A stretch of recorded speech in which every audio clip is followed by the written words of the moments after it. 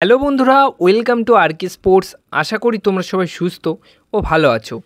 এই ভিডিওতে যে বিষয়টা নিয়ে আলোচনা করা রয়েছে, টাইটেল এবং থাম্বনেল দেখে আশা করি তোমরা বুঝেছো এবং অবাকও হয়েছো। আমিও এখনও অবধি অবাক হয়ে আছি যে কে যাবে কে যাবে না এই বিষয়টা নিয়ে। তো যতক্ষণ অফিসিয়াল অ্যানাউন্সমেন্ট হচ্ছে ততক্ষণ কিন্তু কিছুই আগে থেকে বলা উচিত নয়। হ্যাঁ, যদি ভালো সোর্স কনফার্ম করে তাহলে অবশ্যই সেটা নিয়ে কিন্তু মোটামুটি বিশ্বাস করাই যায় যে হ্যাঁ ঠিক আছে, তাহলে এই প্লেয়ার যাচ্ছে।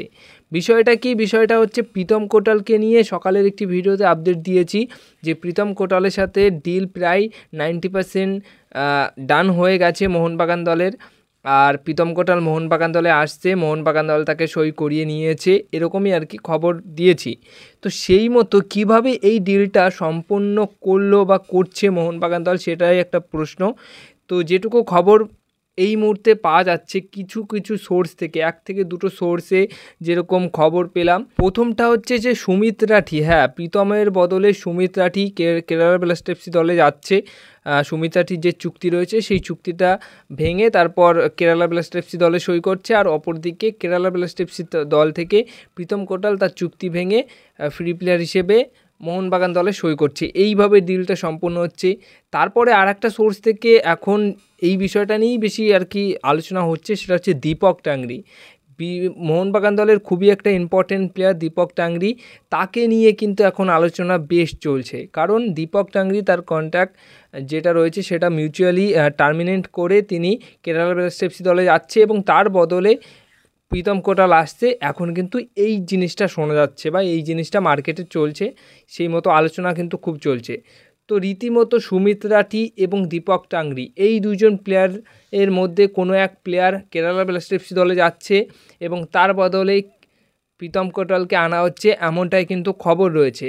কিন্তু যতক্ষণ না মোহনবাগান দল এবং কেরালা ব্লাস্টার্স দল অফিসিয়ালভাবে জানাচ্ছে যে এই প্লেয়ারের বদলেই এই প্লেয়ার যাচ্ছে, মানে প্রীতম কার বদলে আসছে কেরালা ব্লাস্টার্সতে এবং মোহনবাগানে প্রীতম কার বদলে যাচ্ছে বা আসছে, সেটা নিয়ে যতক্ষণ না অফিসিয়াল অ্যানাউন্সমেন্ট করছে ততক্ষণ কিন্তু কিছুই বলা উচিত হবে না আগে থেকে।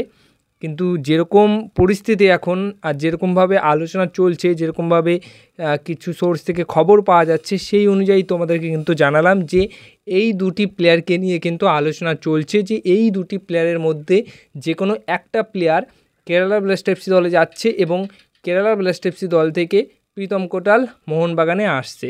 এবার তোমাদের কি মনে হয় যে দীপক টাংরিকে ছেড়ে দিয়ে প্রীতম কোটাল একটা ঠিকঠাক রিপ্লেসমেন্ট হলো, ঠিকঠাক ডিলটা কি হলো, সেটা নিয়ে অবশ্যই কমেন্ট বক্সে জানিও। এই ক্ষেত্রে আমার মনে হয় যে যদি প্রীতম কোটালের বদলে সুমিত রাঠিকে ছেড়ে দেয় মোহনবাগান দল, সেটা একটা অবশ্যই ভালো ডিল হবে। কিন্তু দীপক টাংরি অবশ্যই একটা ইম্পর্ট্যান্ট প্লেয়ার, তার বদলে প্রীতম কোটাল আসছে, ডিলটা মোটামুটি ডিল হলো। খুব ভালো খুব খারাপ এরকম ডিল কিন্তু কখনোই হলো না আমার যেটুকু মনে হয়, যদি এই দীপক টাংরি চলে যায়। কিন্তু সুমিত রাঠির ক্ষেত্রে মোহনবাগান দল যদি সুমিত রাঠিকে ছেড়ে দিয়ে প্রীতম কোটালকে নিয়ে আসে তাহলে কিন্তু খুবই একটা ভালো ডিল হবে। কারণ সুমিত রাঠি এমনিতেই সুযোগ পায় না তেমন একটা, আর অনেক দিন ধরে মোহনবাগান দলে রয়েছে, সেই ক্ষেত্রে তিনি কেরালা ব্লাস্টার্স দলে গেলে তার বদলে প্রীতম কোটাল আসলে সেটা একটা ভালো ডিল হবে। কিন্তু দীপক টাংরির ক্ষেত্রে আমার মনে হয় যে অতটাও ভালো ডিল হলো না, কারণ দীপক টাংরি কিন্তু একটা ইম্পর্ট্যান্ট প্লেয়ার। কিন্তু কিছু না কিছু তো মোহনবাগান দলকে করতেই হবে, কোনো দিক দিয়ে তো ছাড়তে হবেই কোনো না কোনো প্লেয়ারকে, না হলে ডিলটি সম্পূর্ণও হচ্ছে না। আর আরও একটা জায়গা থেকে খবর পেয়েছি যে অনেক টাকা ট্রান্সফার ফি দিচ্ছে। তো অনেক টাকা ট্রান্সফার ফিটা এটা আমার মনে হলো যে পুরোপুরি ফেক। অনেক টাকা ট্রান্সফার ফি হিসেবে কেরালা ব্লাস্টার্স দল থেকে প্রীতম কোটালকে নিচ্ছে না, এইটুকু আমি বলতে পারি। তো দেখা যাক, খুব তাড়াতাড়ি অফিসিয়াল অ্যানাউন্সমেন্ট আসবে।